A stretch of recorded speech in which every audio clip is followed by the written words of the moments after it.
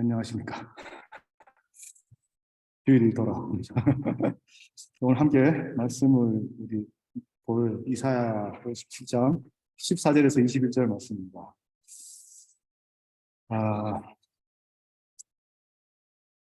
제가 작년에 회사에서 갑자기 중국으로 다시 복귀하라는 말을 들었을 때 많은 생각과 염려 그리고 불안함으로 지내고 있을 때였습니다. 그때 마침 또 12자를 위한 불어 시험도 잘 패스하고 이제 모든 게 순조롭게 되어 가는구나라고 생각하고 있는데 갑자기 이런 일이 왜 생길까 하며 여러 가지 생각이 들었을 때였습니다. 그리고는 내가 당장 중국에 가지 않으면 안 간다고 하면 어떻게 할까? 여기 이 회사를 관두면 어딜 가야지? 갈 곳은 있을래나? 또 뭐 하고 먹고 살지? 70까지는 돈을 벌고 살아야 되는데 라는 생각도 들고 스위스에서 살기에는 언어가 많이 부족하여서 되게 걱정이 많이 되었던 때였습니다. 또 중국을 안 간다고 하면 분명히 중국 회사의 그 분위기로는 사장 말을 안 들으면 관두라고 할 것 같은 생각이 많이 들었습니다. 그래서 실업급여도 알아보고 비비자는 실업급여가 비자 기한까지만 나온다는 사실을 알았습니다. 연금 부은 거 얼마나 나올까? 한국 다시 돌아간다면 이걸 찾아가야 되나 말아야 되나? 60부터는 연금을 신청해서 받을 수 있다는데 그냥 놔두고 갈까? 기다릴까? 별별 생각을 다 하며 지냈습니다. 그래도 인도에 주시리라 믿고 기도하며 지내며 여기까지 오게 하셨으니 책임지시라고 하소연을 하며 보내던 시기였습니다. 그러다 오늘의 본문 말씀을 남서울교회 새벽 기도회 때 듣고 나서 이 말씀을 가지고 40일간 묵상을 하며 짧게라도 기도하면서 하나님께서 뭐라고 말씀하실지 알고 싶었습니다.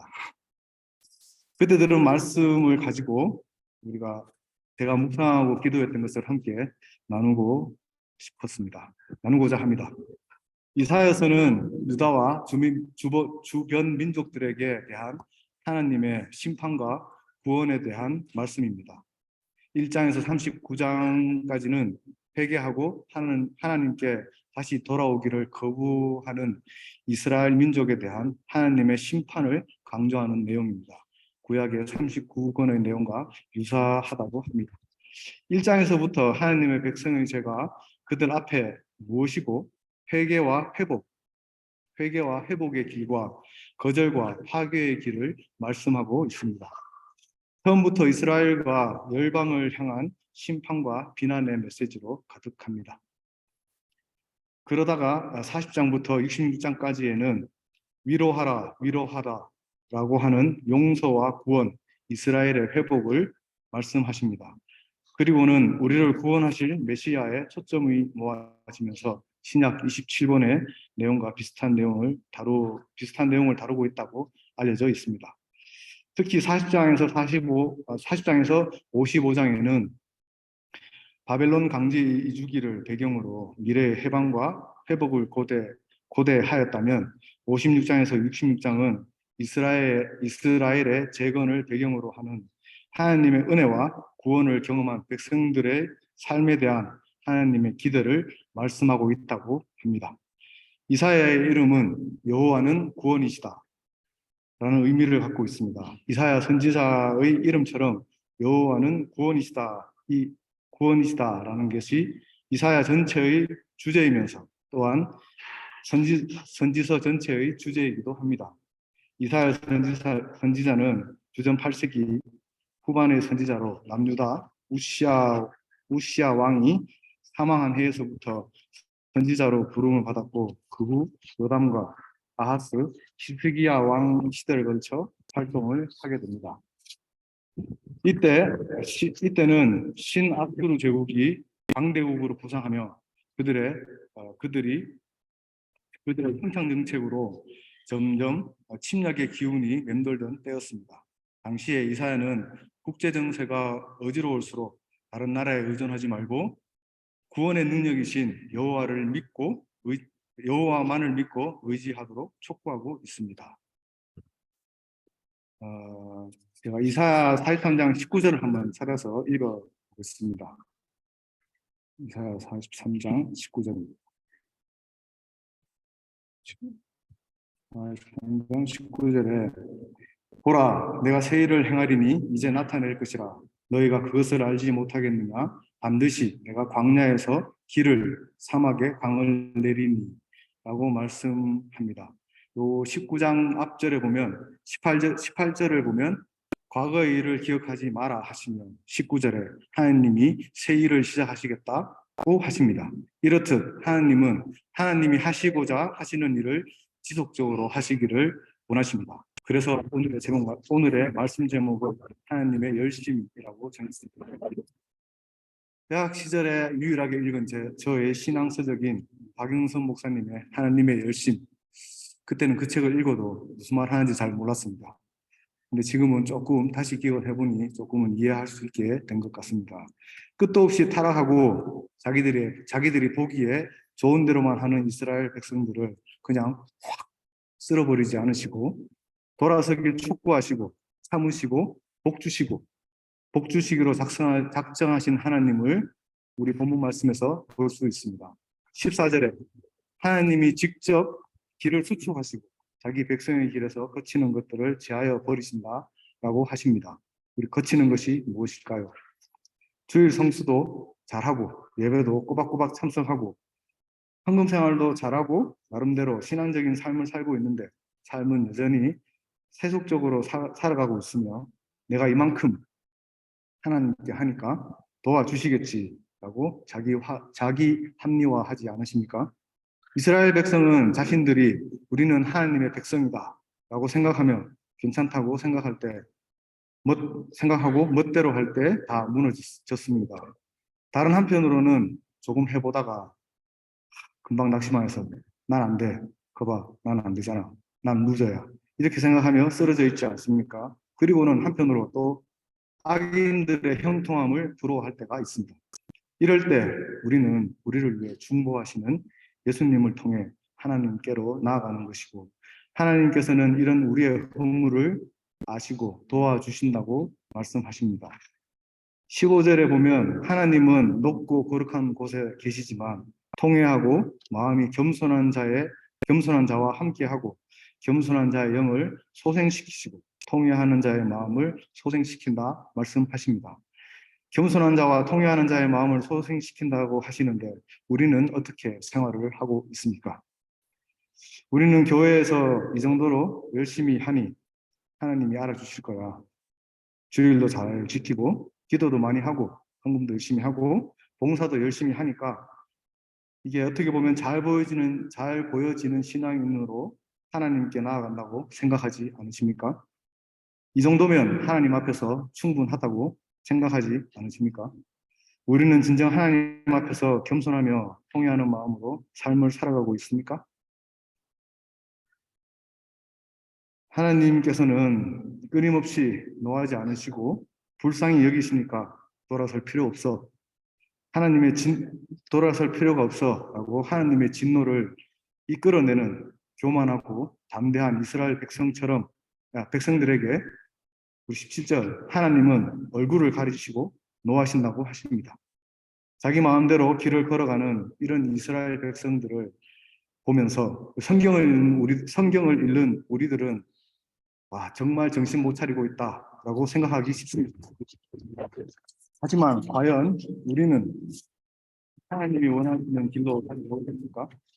이 정도 신앙생활 하니까 내가 정하겠습니다 하면서 도움이 필요할 때 하나님이 도와주시면 됩니다. 다른 식으로 하나님을 알라딘의 마술 램프의 지니처럼 생각하고 있지 않습니까? 그럼에도 우리 하나님은 우리를 위해 열심을 내어주시고 위로를 다시 얻게 해주신다고 18절에 말씀하고 계십니다. 정말 사랑의 하나님이시고 자비의 하나님이십니다. 19절에 보면 입술의 열매를 창조하시는 여호와가 평강을 주시고 고쳐주신다고 하십니다. 이 입술의 열매가 무엇일까요? 저는 이 말씀을 처음 묵상할 때 내가 이렇게 생각하고 저렇게 생각하고 주님께 서운하면서 부정적인 말을 하지 않고 잘 될 거야. 긍정적으로 생각하고 말하는 것이라고 생각했었습니다.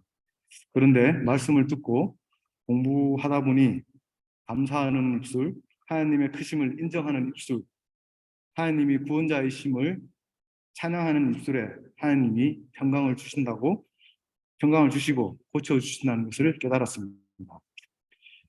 악인은 평안함을 얻지 못하며 더러운 것을 솟구쳐내는 바다와 같고 평강이 없습니다.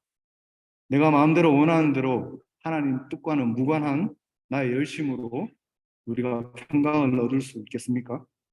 우리는 언제나 하나님의 열심으로 인해 주어진 기회와 삶을 겸손과 통회하는 마음으로 하나님께 나아가고 감사함으로 나아갈 때 주님이 주시는 진정한 평강을 맛보아 누릴 수 있지 않겠습니까? 제가 40일 새벽 묵상을 마치고 나면 뭐 이거다 하는 말씀, 그리고 확신, 그리고 이거야 확실한 것들 어떤 것을 보여주실 줄 알았습니다.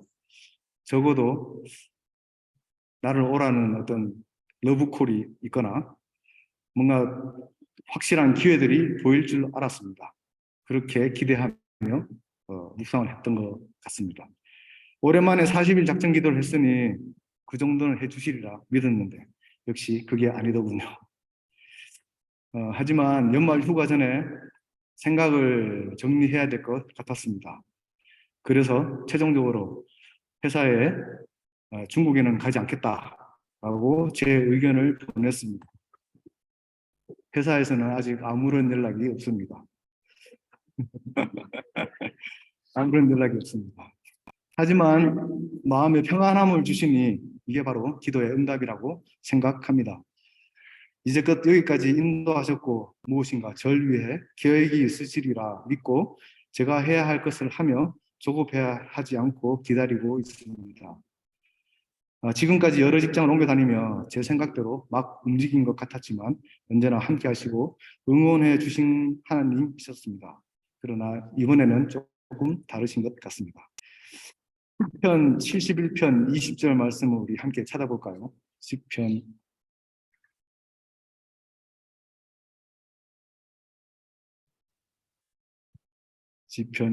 71편입니다. 71편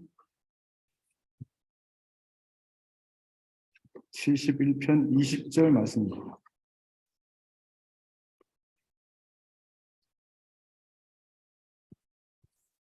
다 찾으셨으면 같이 읽겠습니다.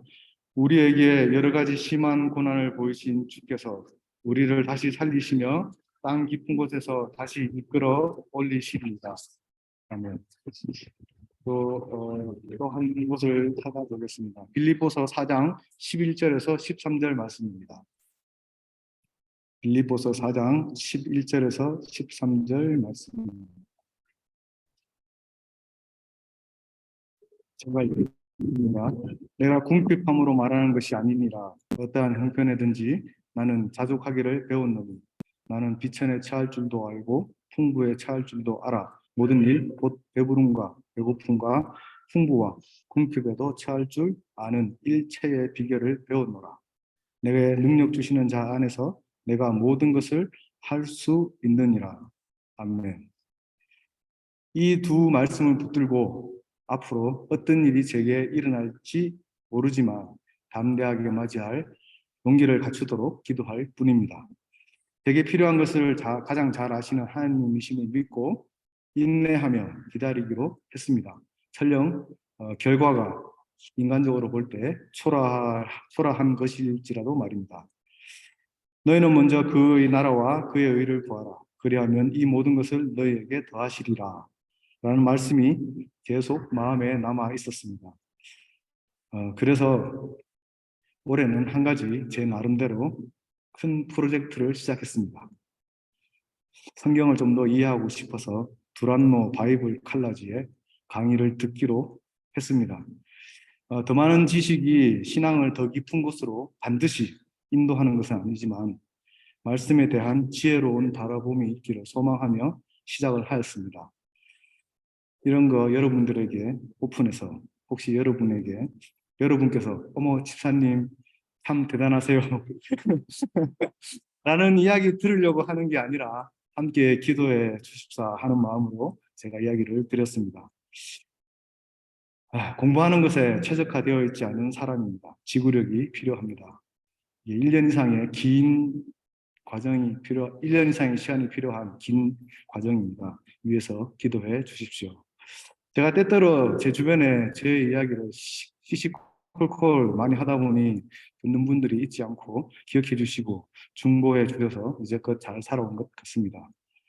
제가 기도하는 것보다 더 많은 기도의 응원군을 붙여주시고 하나님이 주시는 더 많은 응원군을 붙여주셔서 하나님이 주시는 평강을 맛보아 누리는 감격을 가지고 살아가고 있습니다.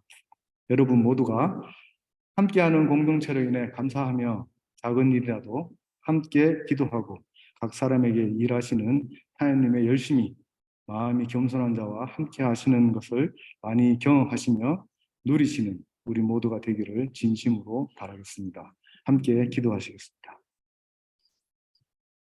하나님 아버지 감사합니다. 부족한 저의 입술을 통해 다 표현할 수 없는 주님의 말씀을 함께 나눴습니다. 하나님이 얼마나 우리를 위해 새롭게 일을 시작하시기를 원하시며 격려하시며 주님께 돌아올 때 진정한 평안을 주신다는 말씀을 나누었습니다. 우리가 무엇이 관대 우리보다 더 열심을 내시어 우리에게 주의 일을 보여주시는지요. 참 감사합니다. 이제 진정으로 깨어서 겸손함으로 주의 일을 시작하는 우리 한 사람 한 사람이 되게 하여 주시옵소서. 감사하며 예수님 이름으로 기도합니다. 아멘.